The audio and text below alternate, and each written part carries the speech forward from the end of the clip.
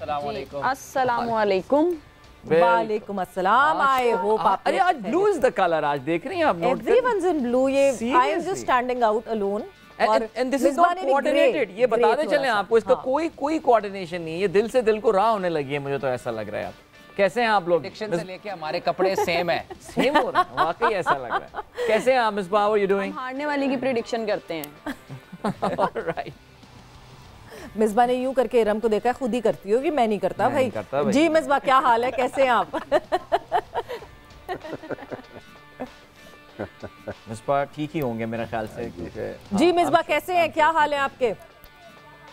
जी मैं बिल्कुल ठीक हूँ अल्हम्दुलिल्लाह, मैं ठीक हूँ, लेकिन मुझे टीमों की जो हालत है वो ठीक नहीं लग रही। दिमागी हालत जो है, जिस किस्म के काम करना शुरू हो गई हैं टीमें, मुझे लगता है बहुत ज़्यादा प्रेशर ले लिया है टीमों ने बहुत जल्दी।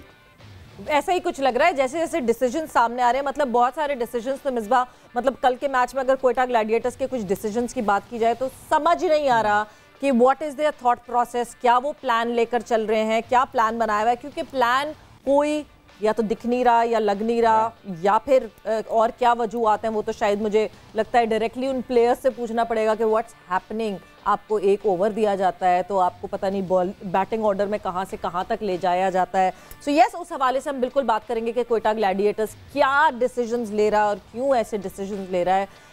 बट बिफोर दैट मेरे ख्याल से मैच समरी पे नजर डाल लेते हैं। बिल्कुल नजर डाल लेते हैं। साथ साथ व्यूअर्स को ये बताती चलूं कि ट्विटर पे हैशटैग जोर का जोड़ लिखकर सवाल पूछिए। हमारे पैनलिस्ट यहाँ पे मौजूद हैं, कोई भी सवाल आप मिसबा से, इरम से, इमाम से पूछना चाहते हैं सो हम वो सवाल सामने रखेंगे और उनसे उसका जवाब मांगेंगे।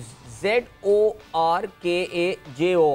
मैं क्लैरिफाई कर दें हैश। हाँ जी बिल्कुल, ट्विटर, लेकिन ट्विटर पे ये होगा सिलसिला। ठीक है जी, चलिए इसे मैच समरी पर नजर डालते हैं। वी न्यू यस्टरडे, हमारे सामने ही टॉस हो गया था, Peshawar Zalmi won the toss और उन्होंने पहले बॉलिंग करने का फैसला किया, जो eventually we got to know सही साबित हुआ। मुकर्ररा 20 ओवर्स में 154 रन बना सकी क्वेटा ग्लैडिएटर्स की टीम।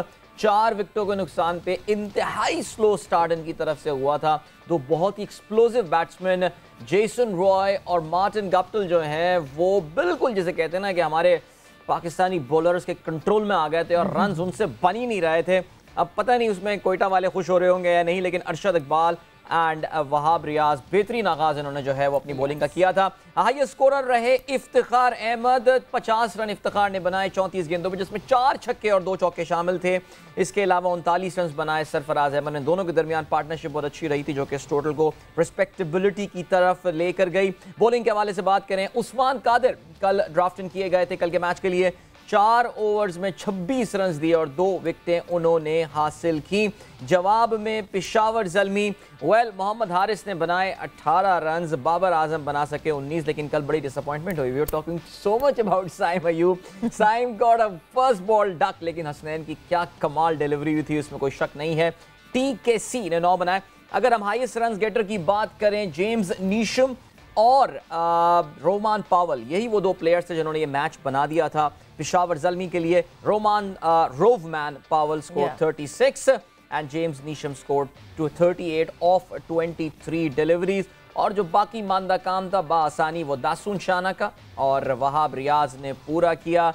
3 विकेटें हासिल की मोहम्मद हसनैन ने अपने 4 ओवर्स में 13 रन दिए। सो बहरहाल मुल्तान सुल्तान ये मैच जीत के उनकी अब 2 विक्ट्रीज जो हैं पेशावर ज़ल्मी ये मैच जीत कर, पेशावर ज़ल्मी मुल्तान सुल्तान इतना जीत रही है कि मेरी जबान पे जो है ना मुल्तान सुल्तान चल गया। पेशावर जो है ना वो मुल्तान सुल्तान काफी है। तो चलें जी, अब ऐसा करते हैं, डिस्कशन से स्टार्ट करते हैं। और वाकई वो एक सवाल जो हम सबके जुबान पर है कि भाई मोहम्मद हफीज की इस क्वेटा की टीम में यूटिलिटी क्या है। वी नो हम कल काफ़ी तफसील से हमने इसके हवाले से भी बात की थी।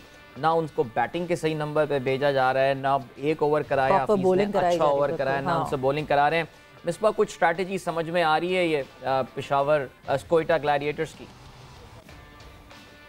मुझे लगता है हफीज़ को मुझे फ़ोन करके पूछना पड़ेगा, शायद उसको कोई ना कोई तस्बीह दी होगी उन्होंने कि ग्राउंड में वो पढ़ते रहना तुमने, उसके अलावा हमने कुछ भी नहीं देना तुम्हें, ना बॉलिंग ना बैटिंग। तो यही लग रहा है अभी फ़िलहाल तो। बिल्कुल आप बात सही कर रहे हैं कि ओवरऑल जब आप क्लियर नहीं होंगे अपनी प्लानिंग में कि हमारा कौन सा प्लेयर कहाँ फिट इन होता है और हमने उससे काम क्या लेना है। अगर आपने उस प्लेयर को लिया है, उमर अकमल की जगह आपने चेंज की और हफीज़ को लेके आए हैं टीम में कल के मैच में, तो कुछ ना कुछ तो आपने प्लान किया होगा कि हफीज़ को कहाँ हमने यूटिलाइज़ करना है। आई थिंक कि सरफराज ने एक अच्छा डिसीजन लिया जो नंबर 3 पे उस टाइम पे खुद आया, स्पिनर्स बॉलिंग कर रहे थे और जिस तरह की वो बैटिंग करता है और उसने पे ऑफ भी किया। बट उसके बाद नंबर 4 पे भी हफीज़ नहीं आए, उसके बाद नंबर 4 पे इफ्तिखार भी नहीं आए, जो कि इस टाइम आपके सबसे ज़्यादा इम्पैक्ट वाले प्लेयर हैं और सबसे ज़्यादा अच्छी फॉर्म में हैं। ऑलमोस्ट उनको उस टाइम बैटिंग मिल रही है कि जब ऑलरेडी को तकरीबन 70% मैच निकल गया होता है कोयटा के हाथ से। तो ये सारी चीज़ें जो है वो एक क्वेश्चन मार्क है। फिर ओडियन स्मिथ की जो बॉलिंग है वो क्वेश्चन मार्क है, कल की स्पिन बॉलर्स की बॉलिंग भी।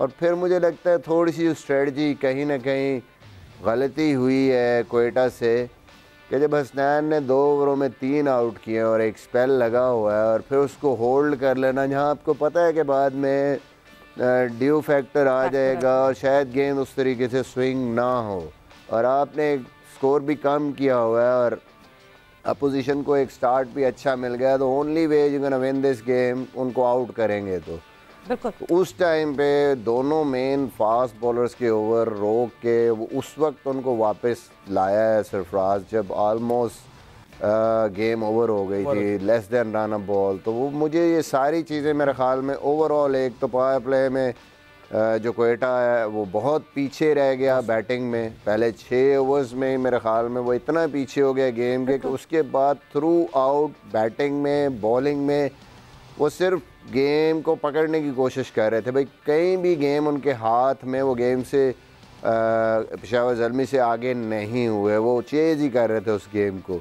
वो एक तो वो डिफरेंस था। उसके बाद फिर गलती पे गलती पे गलती थ्रू आउट करते गए और जहाँ एक चांस दे दिया था इफ्तिखार ने बड़ी अच्छी परफॉर्मेंस करके, वो जो नीचे से रन किया इफ्तिखार और साथ सरफराज की पार्टनरशिप ने उनको मैच में ले आए थे, लेकिन फिर बॉलिंग में वही मिस्टेक्स और बॉलिंग चेंजेस, शायद मुझे लगता है कहीं ना कहीं उसमें मिस्टेक्स हुई और वो बिल्कुल जो है वो एक मैच जो एक चांस बन गया था, हसनैन ने दे दिया था चांस आउट करके, वो हाथ से निकल गया कोयटा का।